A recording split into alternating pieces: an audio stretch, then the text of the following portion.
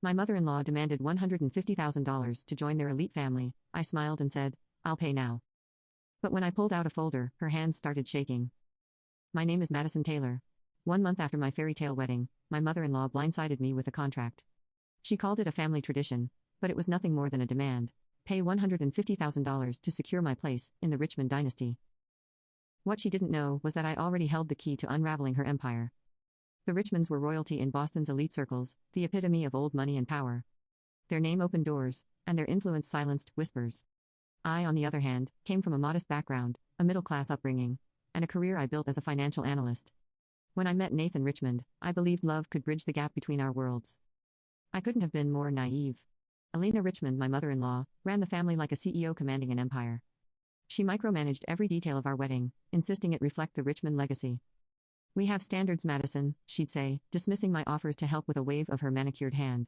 The lavish ceremony at St. Patrick's Cathedral, the reception at the plaza, it was a spectacle of wealth, a performance for their elite audience. I smiled through it all for Nathan's sake. A month after our honeymoon, Elena invited me to tea at the Richmond estate. The sprawling mansion with its marble floors and gilded chandeliers exuded intimidation. Over tea, she slid an envelope across the table.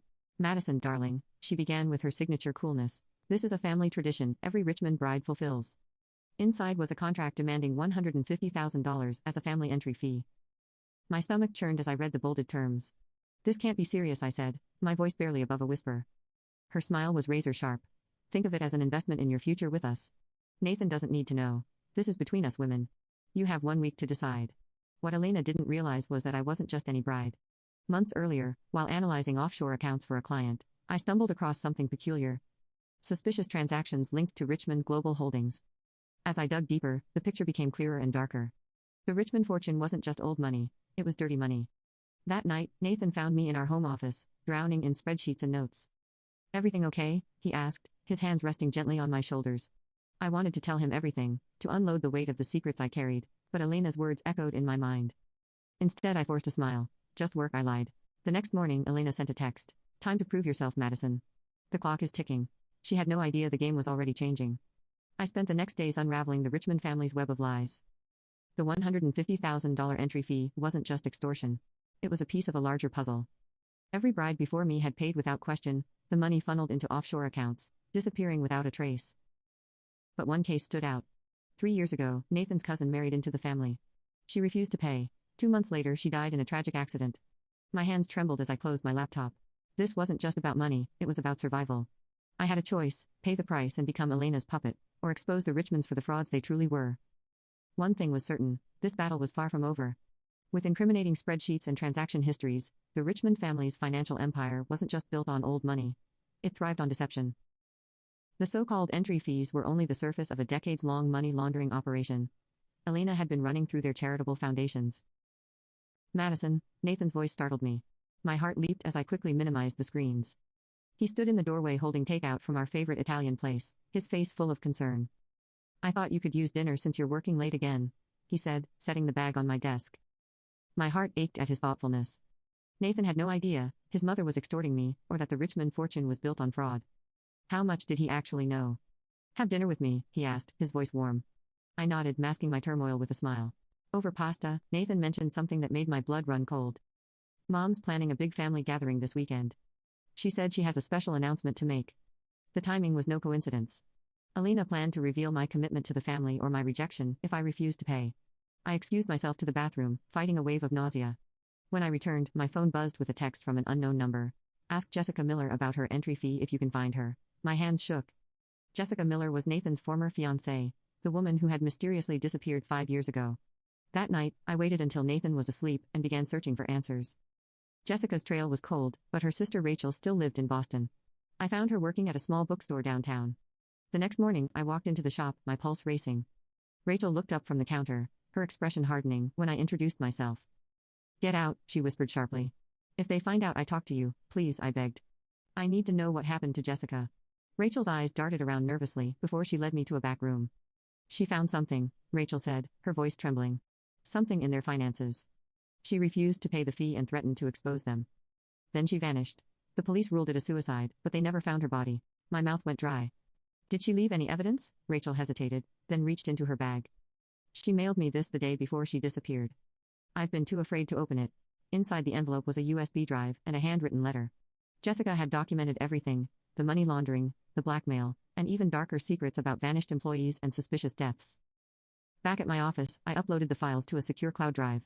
My phone buzzed again. "Elena, have you made your decision, dear?" she asked, her tone syrupy sweet.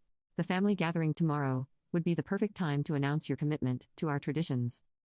"I'll be there," I said, my voice steady, with an announcement of my own. "Wonderful. And Madison, wear something appropriate. We do have standards." After hanging up, I made a call to the only person I trusted with this information, Sarah, my college roommate, now an FBI agent. "I need your help," I said, "and I need it tomorrow." That night, as Nathan held me close in bed, he whispered, "You've been so tense lately. Is everything okay?" I turned to him, my heart heavy. "Nathan, do you trust me?" "Of course I do." "Why?" "Tomorrow at the gathering, just remember that everything I do is because I love you." He looked confused but nodded, his eyes filled with trust. I prayed it wouldn't be the last time he looked at me that way. The next morning, I dressed carefully in an elegant blue dress, appropriate by Elena's standards. In one hand, I clutched the USB drive like a lifeline. In the other, Elena's contract, folded and ready. The Richmond estate was teeming with family members, all draped in their usual air of superiority. Elena stood at the center of it all, a queen surveying her court. Her predatory smile widened when she spotted me. "Everyone," she announced, clinking her crystal champagne glass, "I believe Madison has something to share with us." I stepped forward, my heart pounding as all eyes turned to me. This was it, the moment I either became another Richmond casualty, or brought their empire crumbling down. "Yes," I said, my voice clear and steady, "I do have something to share." The grand hall of the Richmond mansion went silent as I stepped forward, the weight of every gaze heavy on me. Slowly, I pulled out the contract Elena had given me. Her smile widened, confident of my submission. Instead, I tore it in half. "I won't be paying your entry fee," I said, my voice ringing out clearly, "and no one else will ever again." Elena's smile vanished, replaced by a dangerous glare.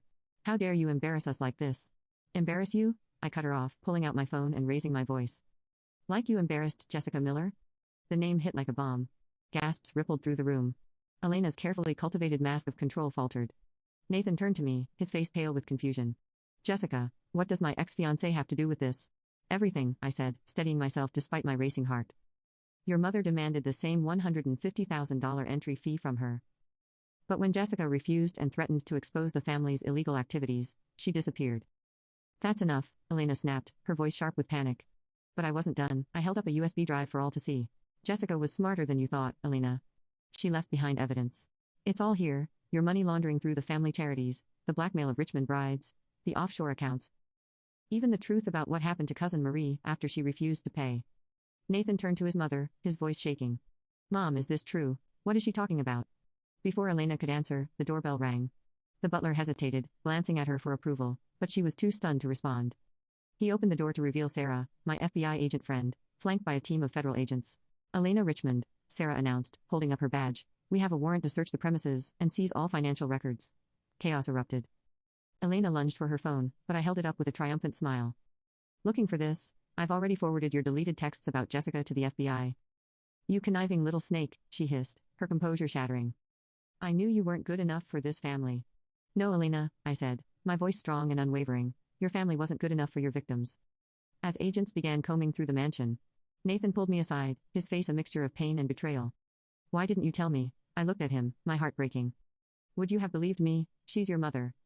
He was quiet for a moment, then surprised me by pulling me into his arms. "I always knew something was wrong: Dad's death, Jessica's disappearance, but I was too scared to dig deeper. I should have been braver."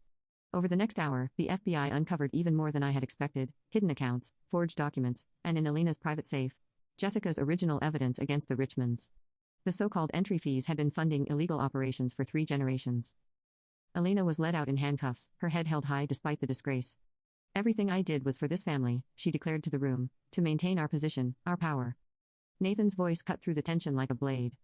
"No, Mom, everything you did was for yourself." In the aftermath, the truth about Jessica Miller came to light. Elena had arranged for her to be persuaded to leave the country. The FBI tracked her down in Argentina, living under an assumed name. She returned to Boston, ready to testify against the Richmond family. 6 months later, I sat in the living room of our new apartment, a modest but honestly paid for space, watching Elena's sentencing on TV, 20 years for fraud, extortion, and conspiracy. The Richmond name, once a symbol of power, was now synonymous with scandal. Nathan squeezed my hand as the news anchor detailed how the investigation had uncovered similar schemes in other elite families. "You know," he said quietly, "I never cared about the family money or reputation. I just wanted you. I leaned into him, grateful for the love that had weathered the storm. What happens now? I asked. We build our own family, he said. One built on love, not manipulation or fear. My phone buzzed, a text from Jessica. Thank you for finishing what I started. Dinner soon? I smiled, replying with a quick, yes. These days, when people ask about the Richmond scandal, I tell them it wasn't about the money. It was about breaking a cycle of abuse and exploitation. The $150,000 entry fee wasn't just a price tag. It was a symbol of how power corrupts, and how courage can dismantle even the most powerful empires. Nathan and I are building something better now, a life based on trust, love, and integrity. No entry fee required.